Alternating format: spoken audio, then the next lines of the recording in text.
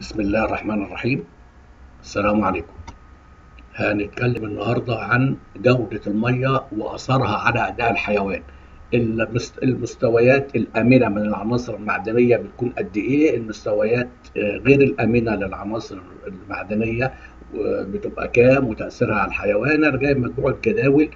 أنا بنصح إنك تحتفظ بهذه الجداول لأنك هتحتاجها عاجلا أم آجلا. علشان كده الجداول دي بنصح بالاحتفاظ بيها لأنها مهمة جدا. هنتكلم عن الملوحة بتاعة المية. تعرفها إيه؟ طبعا هي عبارة عن مجموع الأملاح المعدنية اللي موجودة في المية، زي الصوديوم، الكالسيوم، المغنيسيوم، الكلوريد، الكبريت. طيب الملوحة بتتقاس بإيه؟ الملوحة بتتقاس بدرجة التوصيل الكهربائي اللي هي الكتريكال كوندكتيفيتي.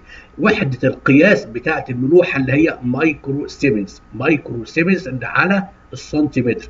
طيب ايه المايكرو سيمنز دي؟ لو احنا دايما عادة بنعرف ان البي بي ام البارد بير مليون او جزء في المليون. احنا ممكن نحول المايكرو سيمنز ديت الى بارت بير بليون بالمعادله دي. كل واحد مايكرو سيمنز على السنتيمتر بيساوي 64 من 100 بارت بير مليون اللي هي البي بي ام. يبقى احنا لو عرفنا ملوحه الميه بالمايكرو سيمنز نحولها على طول الى البي بي ام، ان احنا نضرب الرقم اللي هيطلع اللي هي مايكرو سيمنز وليكن مثلا 50، نضربه في هذا الرقم يطلع لنا كبي بي ام او بارت بير مليون. طيب الجدول اللي جاي ده هيبين المستويات المختلفة للملوحة وأثرها على صحة الحيوانات المختلفة. ده الجدول الأولاني. تأثيره بقى على إيه؟ تأثير الأملاح المعدنية دي على أو تأثير الملوحة على الدواجن، الأبقار الحلابة، عجول التسمين، الخيول، الأغنام. المستويات ديت على كل الصف ده مستوى آمن ملهوش أضرار على الدواجن، الأبقار الحلابة، العجول، الخيول، الأغنام. أما العمود دوت أو المستويات ديت هي بتسبب إسهال للحيوان، لكن الحيوان ممكن يتأقلم عليها وإنتاجه مش بيتأثر، وبالتالي يعني مفيش منها خوف قوي. أما العمود الأخير ده المستوى الخطر اللي هو بيأثر على الحيوان، بيأثر على صحته، بيأثر على إنتاجه، بيخفض الإنتاج بتاعه. يعني بيبتدي من 4700 ل 6300 في الدواجن. انا مش عايز اقرا ارقام علشان ما اضيعش الوقت، انا هقول مدلول الارقام فقط. يبقى الارقام دي هي اللي بتاثر على، او المستويات ديت هي اللي من الملوحه، المستويات دي من الملوحه هي اللي بتاثر على الحيوانات ديت تاثير سلبي. طيب عسر الميه او الهاردنس. عسر الميه، الماء العسر. الماء العسر ده بيتقاس بمدى احتوائه على املاح معينه زي كربونات الكالسيوم والمغنيسيوم، وبرضه الحديد والمغنيسيوم بيساعد في زياده عسر الميه. طيب العسر الميه، العسر درجات. يعني هنلاقي مثلا في الجدول ده درجه العسر الميه في ماء غير عسر، ده لما يبقى تركيز الاملاح فيه من 0 ل 60 يبقى ده ميه كويسه، ده تعتبر ماء عسر. ماء متوسط العسر، يعني من 61 تركيز الملوحه من 61 ل 120 متوسط العسر. في ماء عسر من 121 ل 180، ماء عسر جدا. وفي مياه مالحه كريهه اللي هي اكبر من 350، ودي ما ينفعش نخلي الحيوان يشربها. طيب الحيوان يشرب، ما يقدرش يشرب الماء العسر ولا يقدر؟ الماء العسر ده اللي هو من 121 ل 180 جرام ملي جرام لكل لتر، يعني 180 ملي جرام لكل لتر. لا، الحيوان يقدر يشربها ويستحمل لغايه 290 ملي جرام لكل لتر. عند المستوى ده البقرة ممكن تشرب المية وما يتأثرش إنتاجها ولا بتقلل كمية المية اللي بتشربها عند المستوى 290 ملي جرام لكل لتر، لكن أكتر من كده بيأثر على إنتاج البقرة. طيب الحموضة بتاعة المية، إيه درجة الحموضة أو اللي هي البي اتش يعني الصحيحة اللي المفروض تكون للمية؟ المفروض حموضة المية تكون ما بين 6.5 ل 8.5 اللي هي البي اتش، يعني بي اتش 6.5 الى 8.5.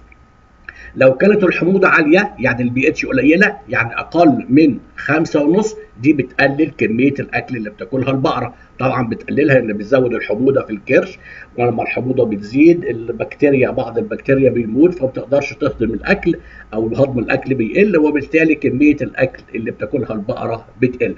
يبقى لو هي ده الكلام ده بيحصل امتى؟ لو البي اتش الميه اقل من 5.5.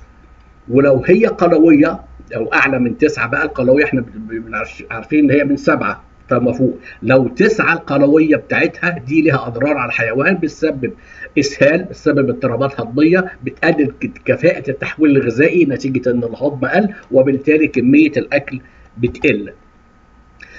طيب هنيجي بعد كده للعناصر، العناصر المعدنيه بقى كل على حده، مش الاملاح بصوره عامه، العناصر كل على حده. النيترات مثلا، في النيترات وفي النيتروجين نيتريت، في النيتريت والنيتروجين نيتريت. ايه هي المستويات الضاره والخطوره بتاعتها؟ يعني هنا المستويات بتاعت النيتروجين، النيتريت نيتروجين او نيتروجين النيتريت، وهنا النيتريت نفسها. هنلاقي ان المستويات ديت، المستوى الصف الاولاني ده والصف الثاني امنين، يعني مياه امنه وصالحه لاستخدام المجترات. ده المستويات ديت الخاصه بنيتروجين النيتريت والنيتريت. المستويات دي صالحه للاستخدام برضو، ولكن شرط ان يكون تركيز النيتريت في العلف منخفض. دي ممكن تلاقيها صعبه شويه ان انت تلاحظها. طيب المستوى ده ضار للبقرة أو للحيوان لو استخدمت فترة طويلة، أو البقرة شربت فترة طويلة مية فيها المستويات دي من النيتريت أو النيتريت نيتروجين، بتسبب ضرر للحيوان. أما المستويين دول بقى، الصفين الأخر دول خطر على حياة البقرة، غير آمن على حياة البقرة، ويسبب نفوق الحيوان. ده بالنسبه للنيتريت. طب بالنسبه للكلوريد، الكلوريد خطر على كل الحيوانات. ده لو ارتفع يعني زياده كبيره بيعمل ايه؟ الكلوريد بيعمل اسهال، بيعمل فشل كلوي، بيعمل اختلال في وظائف الجهاز العصبي، ويؤدي في النهايه الى الوفاه. ده زياده الكلوريد في الميه. طيب ايه المستوى الامن للكلوريد، او المستوى اللي ما ينفعش يزيد عنه؟ يعني المستوى الاقصى المسموح به في الكلوريد في الميه. ان بالنسبه للابقار الحلابه الكلوريد ما يزيدش عن 1600 مللي جرام لكل لتر. عجول التسمين ما يزيدش عن 4000 مللي جرام لكل لتر. الخيول ما تزيدش عن 1200. النعاج والحملان ما تزيدش عن 2400. الاغنام ما تزيدش عن 5600. ده اقصى حد مسموح به لوجود الكلوريد في الميه. لو زادت اكتر من كده بيحصل تسمم للحيوان، تسمم بالكلوريد، ودي اعراضه بتنخفض نشاط حيويه ونشاط الحيوان، بيتبول كتير طبعا عشان يخرج الملح الزياده او الكلوريد الزياده، بيحصل نزول مخاط من الانف، بيحصل الم في البطن، وحدوث عمى وحركات عصبيه غير متزنه. تلاقي الحيوان بيمشي لورا، ممكن بيلف حوالين نفسه، ممكن بيبقى حركات عصبيه مش محسوبه. بعد كده العنصر اللي بعد كده الكبريت. الكبريت المستوى الامن ليه 500 مللي جرام لكل لتر، يعني ما يزيدش في الميه عن هذا المستوى. ولو زاد بيحصل ايه؟ بيقلل كميه الاكل، والحيوان ما يقدرش يشرب كميه ميه كبيره. يبقى ما بيقدرش يشرب كميه ميه كبيره، كميه الاكل بتقل، وبالتالي انتاج اللبن بيقل ومعدل النمو بيقل. العنصر اللي بعد كده النحاس. النحاس لو زاد مستوى النحاس في الميه عن 1 مللي جرام لكل لتر، ده تأثيره سيء، لأنه بيقلل استساغة الميه، وبالتالي البقرة بتشرب كمية قليلة، وبالتالي كمية اللبن هتقل وإنتاج اللحم هيقل. يبقى النحاس ما يزيدش عن 1 مللي جرام لكل لتر. العنصر اللي بعد كده الحديد والمنجنيز. الاثنين دول بيبقوا موجودين بنسبة كبيرة دايما في مياه الآبار. فلو كان الحديد في المية مستواه أعلى من 3/10 مللي جرام لكل لتر، وفي نفس الوقت المنجنيز أعلى من 5/100 مللي جرام لكل لتر، فده بيسبب انخفاض في كمية المية اللي بتشربها البقرة، وبرضه بيقلل كميه الاكل، وبالتالي ده بينعكس على انتاج البقره من اللبن او انتاج الحيوان من النمو من اللحم، العجول التسمين. بعد كده بقى في المواد الصلبه غير الذائبه، ودي الشهيره بالتي دي اس او التوتال ديسولفد سوليد، المواد الصلبه غير الذائبه. ايه هي المواد الصلبه غير الذائبه دي؟ عباره عن مجموع العناصر المعدنيه اللي موجوده في الميه، اللي هي الغير عضويه يعني. الميه الصحيه المفروض تحتوي على اقل من 1000 مللي جرام لكل لتر، 1000 مللي جرام تي دي اس لكل لتر.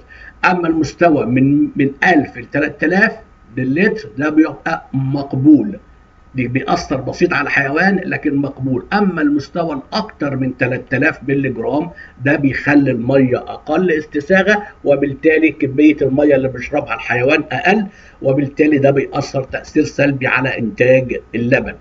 المواد السامه بقى اللي هي موجوده في الميه، ايه الحد الاعلى المسموح به للمركبات السامه في الميه؟ يعني مثلا الالومنيوم ما يزيدش عن نص مللي جرام لكل لتر، الارسنك ما يزيدش عن 2 من 10، وهكذا الارقام. مش عايز اضيع وقت في قراءه الارقام، الجدول واضح اهو، الكبر نص مللي جرام لكل لتر. وزي ما بقول احتفظ بهذه الجداول، احتفظ بهذه الارقام، لان هيجي وقت وهتستخدمها، اما هتستخدمها لنفسك او هتستخدمها لغيرك.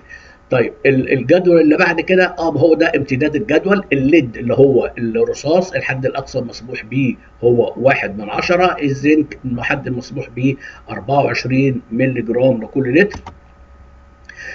بعد كده المستويات الخطرة للعناصر المعدنية الموجودة في المية، زي مثلا النحاس، الحديد، المنجنيز، الكلوريد، الكبريت اللي هي المنجنيز اللي هي التريس إليمنت. طبعا الكبريت لا، مش من التريس إليمنت، لكن في هنشوف المستوى الضار بتاعه. البي اتش بتاعه الميه لو اقل من 6.5 او اعلى من 8.5 تسبب ضرر للانسان. بالنسبه للحيوان اقل من 6 او اقل من 8.5 تسبب ضرر للحيوان. يعني تقريبا الانسان والحيوان تقريبا درجه تاثرهم بي اتش الميه تقريبا بتبقى متشابهه جدا. التي دي اس او مجموع المواد الصلبه لو اكتر من 500 بتسبب ضرر للانسان، لكن لو 600 700 800 ما تاثرش على الحيوان. تاثر على الحيوان امتى؟ لما تبقى اكتر من 1000.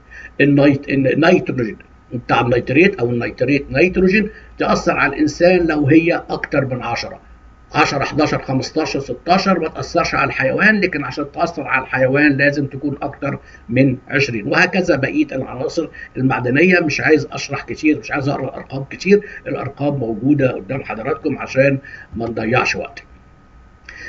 طيب جوده الميه طبعا بتاثر على كميه الميه اللي بتشربها البقره. لو هي البقره لو الميه الجوده بتاعتها عاليه، البقره بتاخد راحتها في الاكل في الاكل وفي الشرب وبتشرب كتير، وبالتالي كميه اللبن ما بتتاثرش تاثير سلبي. والعكس صحيح، لو جودتها قليله كميه الميه اللي البقره بتشربها بتكون قليله. ده متوسط كميه الميه المستهلكه بواسطه العجول والابقار.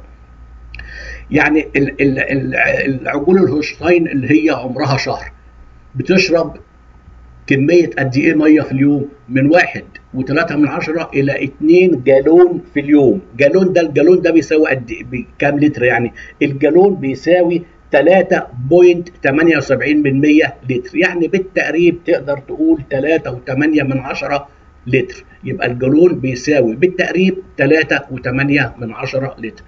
العجول الهولشتاين شهرين بتبقى بتستهلك ميه 1.5 ل 2.4 لتر، وهكذا بقيه الارقام. زي ما قلنا مش عايزين نقرا الارقام علشان ما نضيعش وقت. اخر حاجه اللي هي الابقار الحلابه، دي بتشرب من 18 ل 40 جالون ميه في اليوم. وعرفنا ازاي نحول الجالون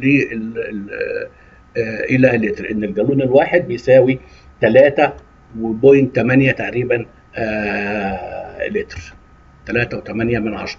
في معادله تقدر تتنبأ بيها البقره الحلابه هتشرب قد ايه. من قبل البقره ما تشرب تقدر تتنبأ هي هتشرب قد ايه. ازاي المعادله دي اللي هي ايه؟ درينكينج ووتر انتيك، كميه الميه اللي هتشربها البقره بالكيلو في اليوم. بيبقى الرقم ده مش هقرا ارقام لكن هقرا الرموز. ادي الارقام اهي، الرقم ده بيتجمع على بين قوسين بقى الارقام ديت. الجي ام اي اللي هي دراي ماتر انتيك، كميه الاكل اللي كلتها البقره بالكيلو جرام في اليوم. اللي هنا الميلك اللبن بالكيلو جرام في اليوم، جابت لبن قد ايه في اليوم بتضرب فيه 9 من 10. هنا الان اي انتيك، الصوديوم انتيك، كميه الصوديوم اللي دخلت جسم الحيوان في الاكل او في الميه.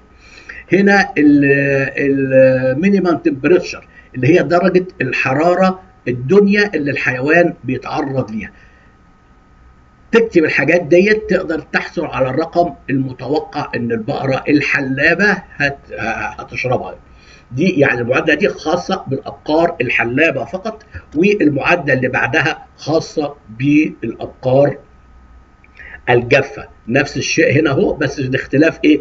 هنا الدراي ماتر برسنتج اوف دايت، يعني نسبه الماده الجافه في الاكل، مش بالكيلو جرام، لا نسبتها. يعني نسبه الدراي ماتر في الاكل مثلا 70%، 60%، يبقى دراي ماتر برسنتج اوف دايت. والرقم ده بيتضرب في الدراي ماتر انتيك بالكيلو جرام، يعني مرتين. الدراي ماتر انتيك هتستخدم ككيلو جرام في اليوم، وهتستخدم كنسبه مئويه من العليقه. وهنا السي بي اللي هي الكرود بروتين او البروتين الخام في العليقه. البروتين الخام في العليقه نسبته بتتضرب في هذا الرقم، فنقدر نحصل على او نتنبأ بكميه الميه اللي هتشربها الابقار الجافه. وزي ما قلت في البدايه، احتفظ بهذه الجداول لانك هتحتاجها عاجلا ام اجلا، وهي ارقام مهمه. اشكركم ونلتقي ان شاء الله في فيديو قادم. شكرا. السلام عليكم ورحمه الله وبركاته.